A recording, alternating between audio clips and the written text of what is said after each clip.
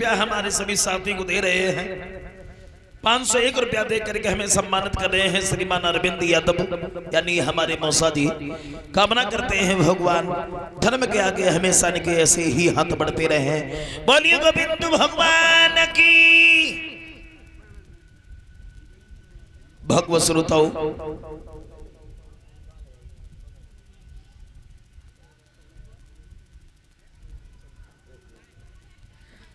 भक्तजनों, रुक्मिणी की मां ने जब देखा है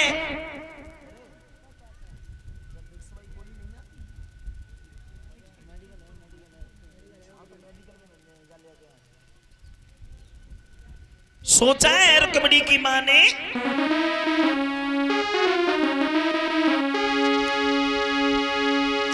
रानी ने मन में कही लली हुई गई बड़ी मेरी सियानी, बरियों की सुता हुई गई है के सोच रही महारानी।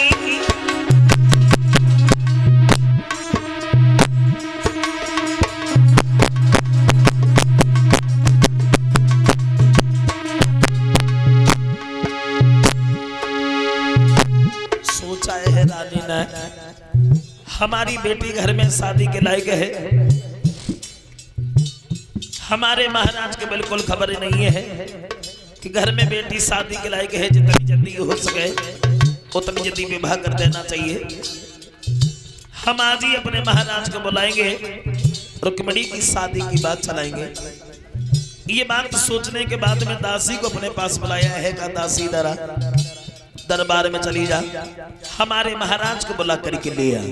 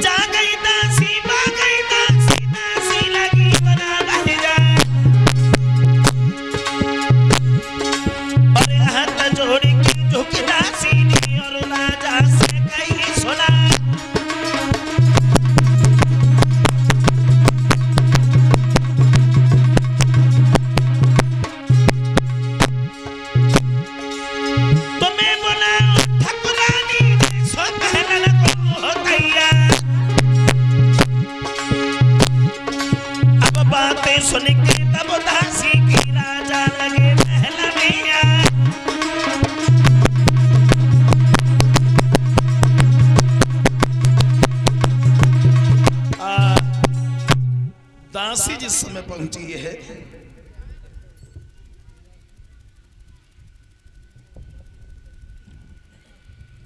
दासी जिस समय पहुंची है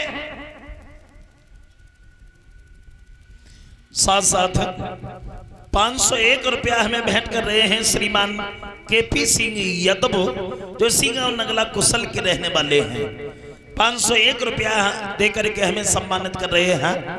21 रुपया हमारे सभी साथी को दे रहे हैं श्रीमान केपी सिंह यादव जो सिंह और नगला कुशल के रहने वाले हैं।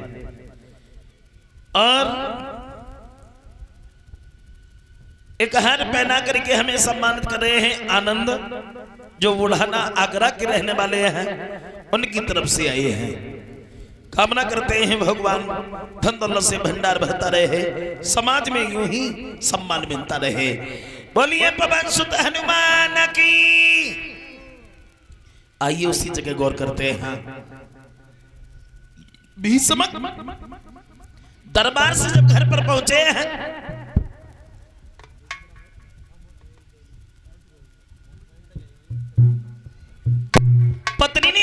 पति को जमाता हुआ देखा तो बड़ा सम्मान किया। हाँ, बड़ा सम्मान किया। हुआ ये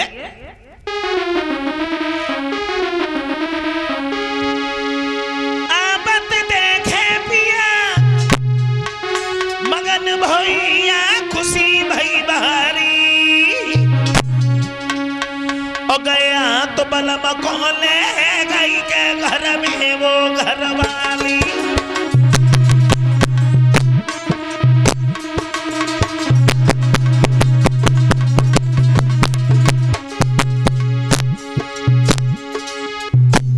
पत्नी ने अपने पति को जब आता हुआ देखा है तो बड़ा सम्मान किया।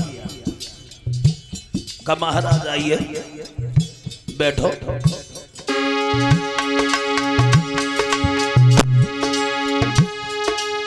सुंदरिया सन डाल ले थाली बलम तकारी पिया तकारी।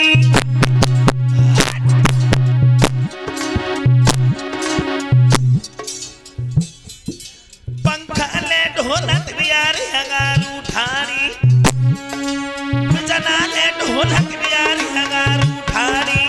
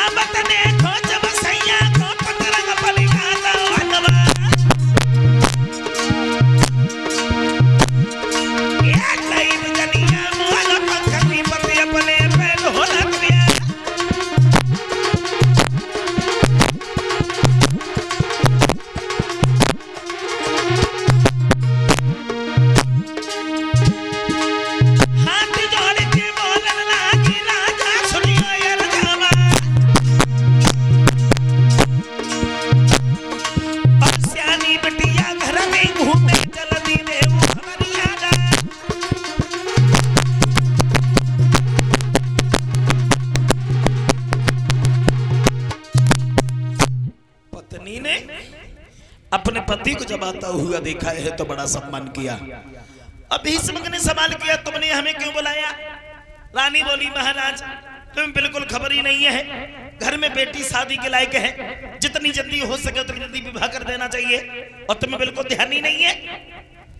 भीष्म बोले हैं रानी ये बात तो तुमने बहुत बढ़िया बताई है, हम आज ही दरबार में जाएंगे और रुक्मिणी की शादी की बात चलाएंगे। पत्नी को समझाने के बाद भीष्म दरबार में पहुंचे हैं। अब बोले हैं दरबार में बैठे हुए सभी भाइयों, आज दरबार का काम काज है वो थोड़ी देर के लिए बंद कर दिया जाए। आज हम अपनी बेटी रुक्मिणी की शादी की बात चलाएंगे। अगर किसी की नजर में कोई लड़का है तो हमें बताओ, सबको बराबर बोलने का हक है, कोई छोटा बड़ा नहीं है।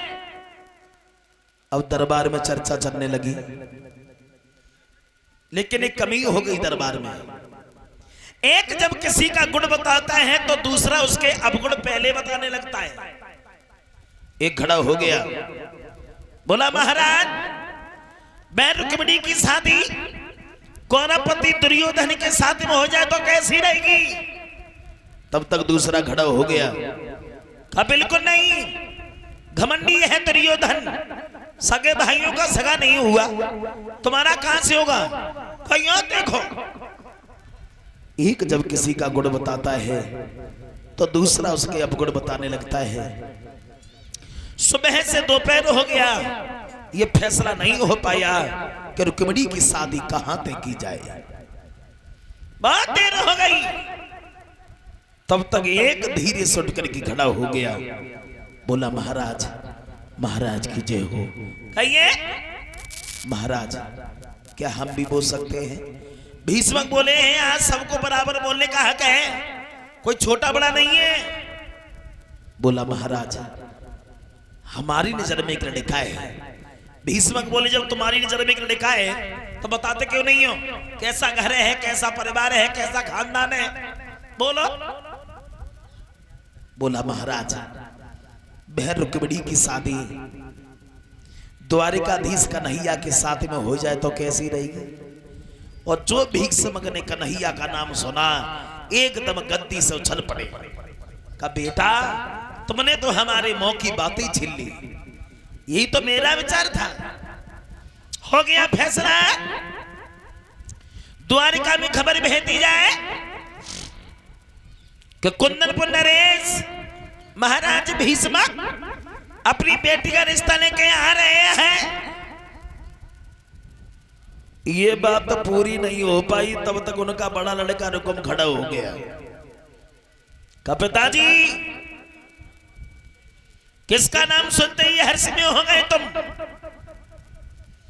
कन्हैया का नाम सुनते ही सुनते गद्दी से उछल पड़े तुम। बन बन में गाय चराता रहा, दही माखन को लूट लूट के खाता रहा, गोपियों के साथ में नाच नाचता रहा। हम अपनी बहन का विवाह उस ग्वाले के साथ में हरगिज नहीं, कोई और देखो। भीष्मक बोले बेटा चिल्ला काहे को रहे हो? अभी शादी हो थोड़ी नहीं गई है, अभी तो बातें चल रही है, और तुम्हारी नजर में कोई लड़का है तो तुम हमें बताओ। अब थोड़ी देर रुकम सोचता रहा, फिर बोला पिताजी हाँ हमारी नजर में एक लड़का है, दौलत से भरा हुआ भंडार है, हर जगह उसका व्यवहार है, कोई गैर नहीं है, अपना रिश्तेदार है। भीष्म बोले बनाई करते रहोगे और उसका नाम भी बताओगे? रुकम बोला पिताजी जानते तो आप भी हो, लेकिन तुम्हें ध्यान नहीं आ रहा। नहीं आ रहा, चलो कोई बात नहीं, हम तुम्हें समझाते हैं।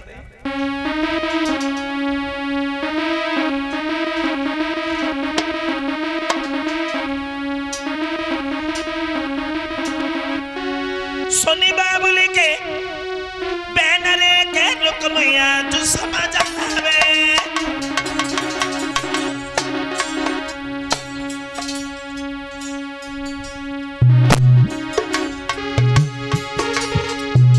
सोनी बाबुली के बैनरे के रुकमैया जो समझ आवे,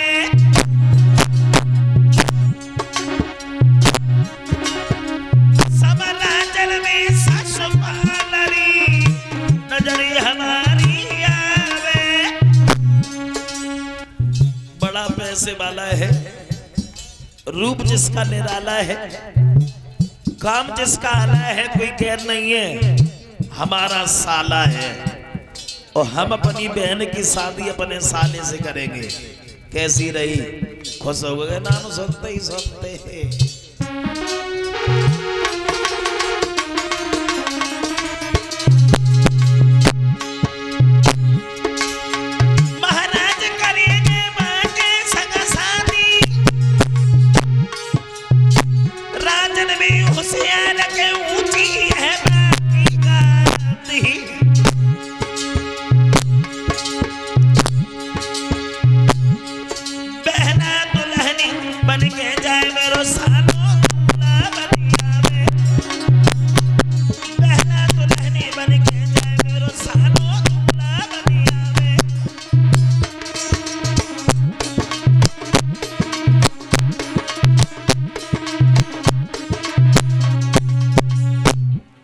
पैसे वाला है, रूप जिसका निराला है, काम जिसका आला है, कोई गैर नहीं है, हमारा साला है, और हम अपनी बहन की शादी अपने साले से करेंगे। कैसी रही? जो इतने शब्द भीष्मक ने सुने हैं, भीष्मक बोले हे रुकम तू पागल है क्या? क्या तू अपनी बहन की शादी अपने साले से कर सकता है? रुकम बोला पिताजी क्यों नहीं कर सकते? जब वो अपनी बहन की शादी हमारे साथ कर सकता है तो हम क्यों नहीं कर सकते? शादी होगी तो ससपाली के साथ में। भीष्मक बोले हैं बेटा रुकम, हमारे दो चार लड़कियां नहीं हैं, सिर्फ एक बेटी है रुकमणी, और द्वारिकाधीश कन्हैया इस आंगन में दूल्हा बन के आएंगे तो यह हमारा आंगन पवित्र हो जाएगा, खानदान पवित्र हो जाएगा, जिंदगी ही सफल हो जाएगी। और ये 501 रुपया हमें भेंट कर रहे हैं और 21-21 रुपया हमारे सभी साथियों को दे रहे हैं। श्रीमान गुड्डू मास्टर साहब जो इसी गांव नगला कुशल के रहने वाले हैं, 501 रुपया दे करके हमें सम्मानित कर रहे हैं और 3100 रुपया कथा में दान कर रहे हैं श्रीमान प्रदीप यादव टेंट उधन्ना, मंजीत यादव